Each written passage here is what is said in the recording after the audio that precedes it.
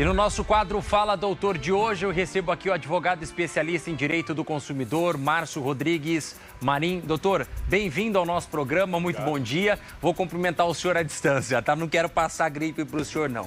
Bom, o senhor já sabe como é que funciona o nosso quadro aqui, né? Nós vamos colocar algumas perguntas aqui no telão. E aí a gente vai respondendo para o nosso telespectador. Correto. Bom, vamos lá então. A primeira pergunta de hoje no nosso quadro Fala Doutor, colocando aqui no nosso telão. A pergunta é: o que é Código de Defesa do Consumidor, chamado de CDC? Vamos lá. Bom dia a todos, né? O Código de Defesa do Consumidor nada mais é do que um conjunto de normas, né? Feitas para regulamentar aí a relação entre fornecedor e consumidor, né?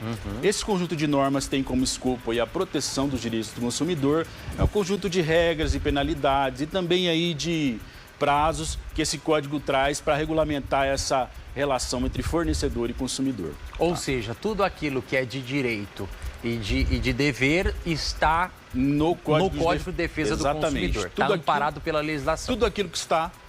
tudo aquilo que é de direito do consumidor e também obrigações do fornecedor estão contidas nesse Código de Defesa do Consumidor. Certo. Vamos para a próxima pergunta aqui no nosso telão, então, por gentileza. Quais são os direitos básicos do consumidor previsto no CDC? Certo. Os direitos básicos do consumidor, né, são vários, além de vários direitos, mas nós podemos citar alguns aqui principais. No caso aí, o direito à segurança e à saúde, né? Ou seja, o código regulamenta isso de modo que o fornecedor, né, do serviço ou do produto, né, forneça um produto que mantenha a segurança e a saúde do consumidor, né? Dentre outros direitos também, o direito de informação, uma informação precisa para o consumidor, né, para que ele tenha ali, na hora de efetuar a compra, todas as informações necessárias sobre a quantidade, preço, enfim, aquelas informações sobre o produto ou serviço em que ele vai adquirir. Próxima pergunta no nosso telão. O que é considerada propaganda enganosa? Propaganda enganosa é toda aquela informação ou omissão, né, passada ao consumidor que possa levá-lo ao erro, né, que possa induzi-lo ao erro, né? E essas informações, justamente o código, né, preconiza essas informações como muito importantes, ou seja, as informações do produto, quantidade, para que o consumidor, né, tenha segurança no momento da compra. Teve uma propaganda que fez muito sucesso e gerou uma certa polêmica, que ela dizia assim: quer pagar quanto? Eu acho que essa das Casas Bahia. Ela é a mais emblemática. Essa propaganda, ela deu muito o que falar, porque diz que tinham pessoas chegando lá e falando assim: olha, eu quero pagar R$1. E isso, na época, foi considerado, ou é considerado hoje, olhando aí, como uma propaganda enganosa, porque, na verdade, ela não vai pagar quanto ela quer pagar. É exatamente isso. Houve um merchan, digamos assim, né?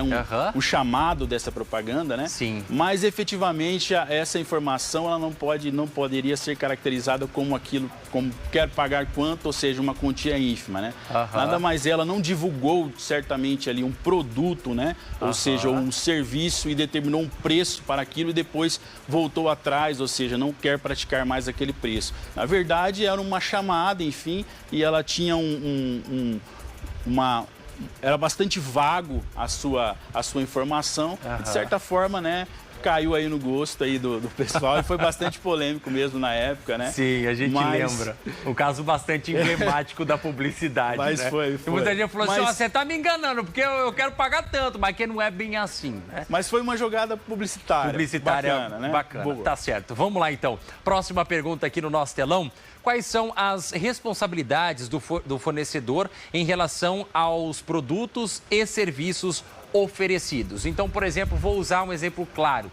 Olha, eu revendo um celular, né? Um exemplo. E a minha responsabilidade, se der qualquer tipo de defeito, problema, não funciona direito, não gostei do produto, é responsabilidade do fornecedor em relação a esse produto? Sim, o fornecedor aí, no caso, ele é responsável por qualquer vício, né, ou defeito no produto, né?